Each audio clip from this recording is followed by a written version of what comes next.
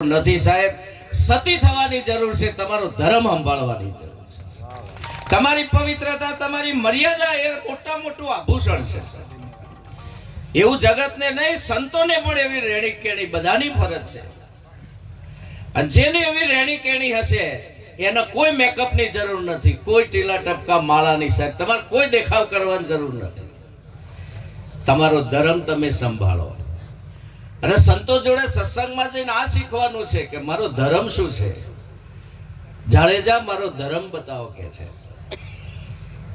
બધાને પોતાનો ધર્મ, અને જીવ માત્રનો એક જ ધર્મ છે. આ અવસર મળ્યા પછી પરમાત્માની પ્રાપ્તિ કરી લેવી, એના સિવાય બધો કામ અધર્મ કીધા છે.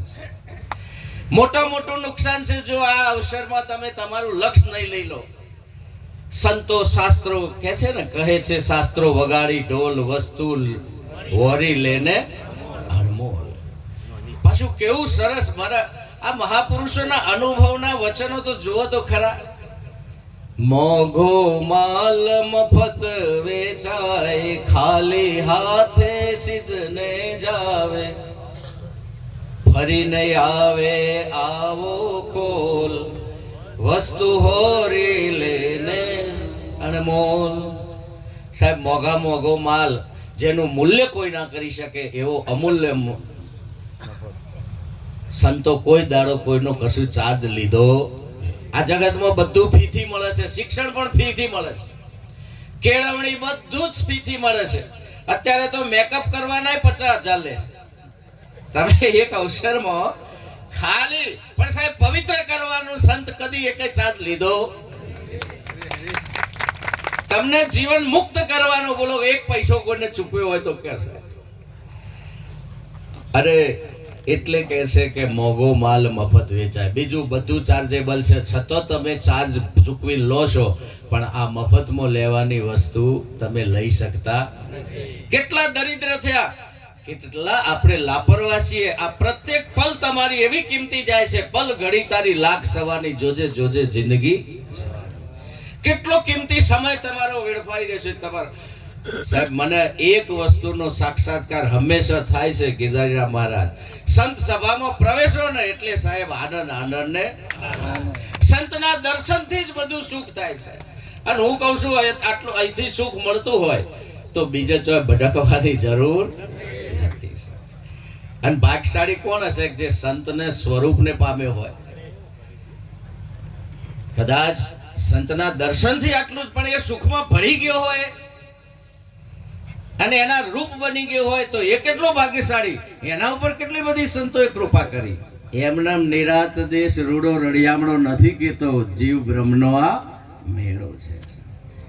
નિરાત દેશ છે રૂડો રૂપાળો, જીવ બ્રહ્મનો મેળો. બીજા બધા દેશમાં બીજી બધી વાત થાય, અહીંયા તો અહીંયા સીધું ટચ જ થાય છે. અહીંયા બીજો કોઈ બીજી લોબી ટૂંકી વાત થતી નથી. અને પ્રગટમાં લાવો લેવાય છે, પ્રગટમાં જ અને ભજાય છે. પ્રગટમાં લાવો તો વારંવાર બીજી બધી આડી અવડી ભ્રમણાઓમાં ભટક્યા વગર વારંવાર સંતોનું એક જ કહેવું છે. અને તમારા હાથે ખોળવા જશો તો કદી ઓનો અંત આવે એવો. તમે હાથે કઈ પણ કરવા જશો, કોઈ પણ માર્ગ પકડશો, તમે પછતાશો કે ખોટું થઈ ગયું. કોઈના પણ સાહેબ સંત કે સદગુરુ કે એ માર્ગે ચાલો. હું ઘણી વાર હમણાં ગાડી ચલાવતા હોય રાત દાડો પ્રવાસમાં તો બોર્ડ માર્યા હોય. રાતે 2 વાગે કોઈ માણસ કે પોલીસ ના હોય, પણ સાહેબ બોર્ડ માર્યા હોય. અને બોર્ડ છે ને એમાં એરા હોય કે આમ હવે શું આવશે, હવે શું આવશે. સાહેબ સાવધાન રહીને જો એરા તરફ જોવો ને, ભલે રાત્રે લાઈટ તો થોડું જ અંતર બતાવે, અજવાળું ના બતાવે, પણ એ બોર્ડ કહી દેશે કે આગળ હવે ખાડો આવે, વળંક આવશે. ત્યાં માણસ નથી પણ સંજ્ઞા છે, સંકેત છે. ખાડો આવે કે વળાંક આવે કે બમ્પ આવશે તો તમે એ ચિહ્નો જોતા રહો ને તો તમે કોઈ દાડો ભટકાશો નહીં. કેમ કે એ અનુભવી મહાપુરુષોએ માપીને બોર્ડ મારેલા છે, ચોકસાઈ કરીને ખરાઈ કરીને મૂકેલા છે.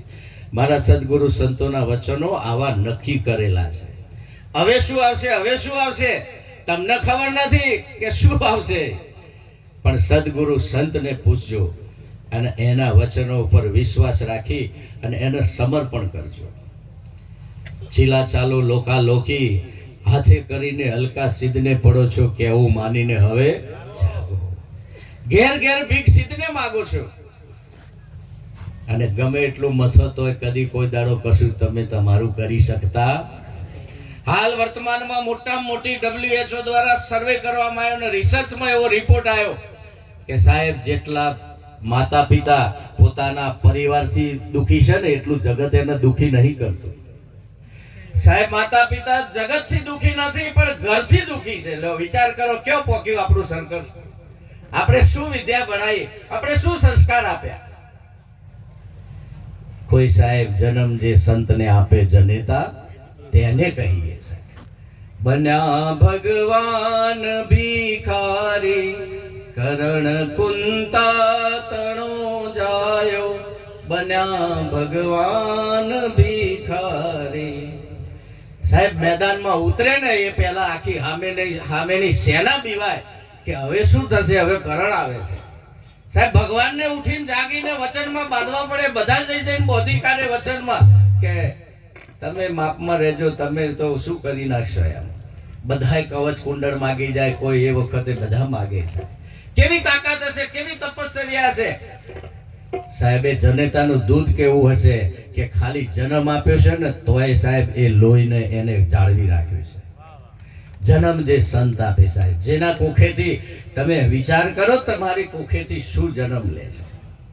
તમને જ રોવડાવે છે કે જગતને રોવડાવે છે. કંસને શું કર્યું? કંસ એના મા બાપને જેલમાં પૂરી કાઢ્યા. અને આ કંસની વાત નથી. અહંકાર એવું સ્વરૂપ છે જેના ઘરમાં અહંકાર હશે ને સાહેબ એનું ઘર હાલ જેલ જ છે. તમે બોલી નહીં શકતા તમારા ઘરમાં, તમારા ઘરમાં તમારું ના ચાલે સમજવાનું કંસ આવ્યો છે.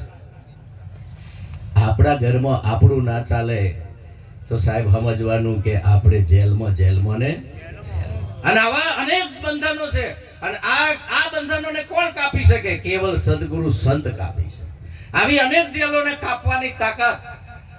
હું બાપુ જોડે એક ભજન હમણાં શીખે તો એમાં આ કડી આવે છે. મારા કાપ્યા કર્મ કલેશ દુઃખ નહીં લેશ અવિદ્યા કેરું. સમજાવ્યું નિજ સ્વરૂપ ટળ્યું અંધેરું. મારા સદગુરુ દીન દયાળ કરીને પ્રતિપાળ દાસ તો જાણી. ભવ ડૂબતો લિયો રે બચાય દયા દિલ આણી. મારા સદગુરુ દીન દયાળ કરી પ્રતિપાળ, મારા ઉપર દયા કરી ના તો મને આવા અનેક બંધનો છોડાયો. બાકી હું જાતે આમાંથી નીકળી શકું એમ. આમ તો તમે સિંહ જેટલી તાકાત ને બધું સામર્થ્ય હોય, સિંહમાં બહુ તાકાત હોય, પણ વિચાર કરો તાકાત ઘણીવાર એને તાળું મારીને ચાવી ના જેલમાં નાખી દે, સિંહ બહાર નીકળી શકે? એટલે તાકાતો ઘણી છે પણ ચાવી હોમે પડી છે પણ પોતાનું બંધન ખોલી નીકળી શકતો. હાથી આખા ઝાડના ઝાડ ખેંચી જાય પણ સાહેબ એનો માલિક ખાલી એક રસ્સો આમ કરીને આમ ખૂંટો માર દે ને તો આખી રાત ત્યાંથી હલી શકતો. હાથી સિંહની વાત નથી. આપણે આવા કેટલાય મોહમાં તો ફરજ બજાવી રહ્યું છે અને એ ફરજના ભાગરૂપે આજે તમે ને હું આનંદ કરી રહ્યા છે. પણ જે નથી જાગ્યા ને એને જાગવા માટે એને સંગત કરીને તમને પણ કોઈ લાવ્યું હોય ને સાહેબ તો સમજવાનું તમને કોઈ સત્પુરુષ મળ્યો છે. આવા સંત મેળાવડામાં કોઈ લઈ જાય. બજારમાં લઈ જવા વાળા તો ઘણા છે. હગાવાલામાં ફરવામાં કે છે ને પણ કે છે ને હરવા ફરવામાં બધું ખોયું, આ મોંઘું જીવન વાતોમાં.